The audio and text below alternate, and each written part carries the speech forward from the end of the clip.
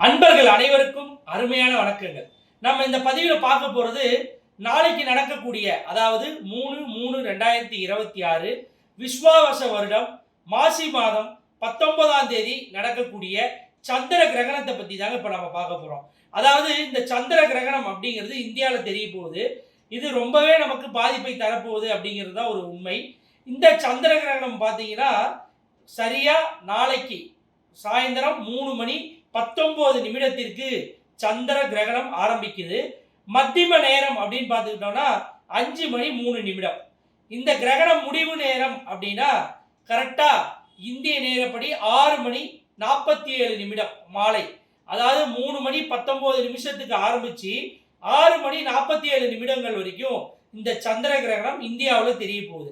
இந்த கிரகணத்தால் என்னென்ன பாதிப்பு சார் வரும் அப்படின்னா, கண்டிப்பா இந்த கிரகணம் நடக்கக்கூடிய ராசிங்கிறது சிம்ம ராசி.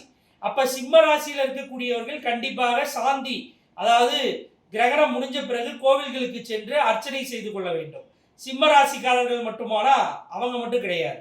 அதாவது சந்திரனின் நட்சத்திரமான ரோகிணி, அஸ்தம், திருவோண நட்சத்திரத்தில் பிறந்திருக்கக்கூடியவர்கள், அதே மாதிரி பரணி, பூரம், பூராண நட்சத்திரக்காரர்கள், அஸ்வினி, மகம், மூலம் இந்த நட்சத்திரக்காரர்கள், மொத்தம் இந்த 9 நட்சத்திரக்காரர்களும் கரெக்டா 6:47 நமக்கு அந்த சந்திர கிரகணம், பூர்ண சந்திர கிரகணம் முடிவு விட்ட பிறகு நாம வீட்டிலேயே எல்லாத்தையும் வீட்டை சுத்தப்படுத்திட்டு அதுக்கப்புறம் நாம குளிச்சு அதுக்கப்புறம் கோவிலுக்கு போய் அனைவரும் கண்டிப்பாக நம்ம பேர்ல அர்ச்சனை பண்ணிக்கிட்டு வர்றது ரொம்ப ஒரு அருமையான ஒரு நிகழ்வா இருக்கும். சரி சார், இந்த சந்திர கிரகணத்துல என்ன பண்ணலாம், என்ன பண்ணக்கூடாது?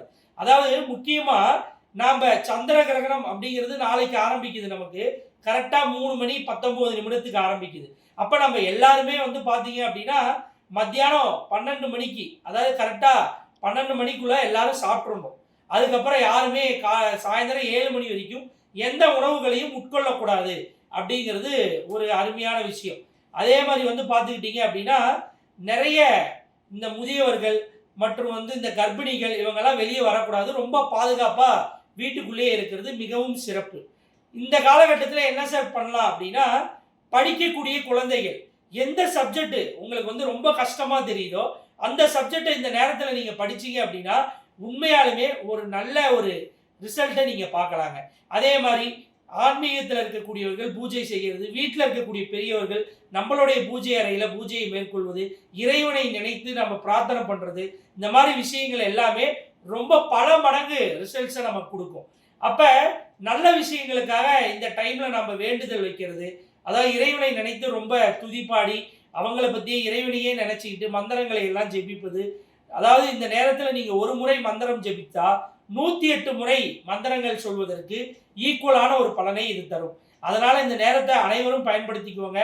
நாளைக்கு ஞாபகத்தில் வச்சுக்கோங்க, நாளைக்கு சாயந்தரம் 3:19 கிரகணம் ஆரம்பிக்குது, 6:47 வரைக்கும் கிரகணம் முடிவுறுது. அப்போ இந்த காலகட்டத்தில் ரொம்ப வீட்டில் பாதுகாப்பாக கர்ப்பிணி பெண்கள் இருக்கணும், முதியவர்களும் பார்த்தீங்கன்னா ரொம்ப பாதுகாப்பாக இருக்கணும். மற்றவர்கள் அனைவரும் இறைவனை நினைத்து பிரார்த்தனை பண்ணணும். இந்த காலகட்டத்தில் எந்த ஒரு அவதூறான பேச்சுக்களோ அல்லது தவறான ஒரு பேச்சுக்களோ நெகட்டிவிட்டிவாக பேசுறதோ இந்த மாதிரி எதுவும் பண்ணாதீங்க. எல்லாமே பாசிட்டிவாக நினைங்க. உங்களுக்கு 1000 டைம்ஸ் அது நல்ல ஒரு குரோத்தை உங்கள் லைஃப்பில் கொடுக்கும். மீண்டும் அடுத்த பதிவில் பார்க்கலாம். நன்றி, வணக்கம்.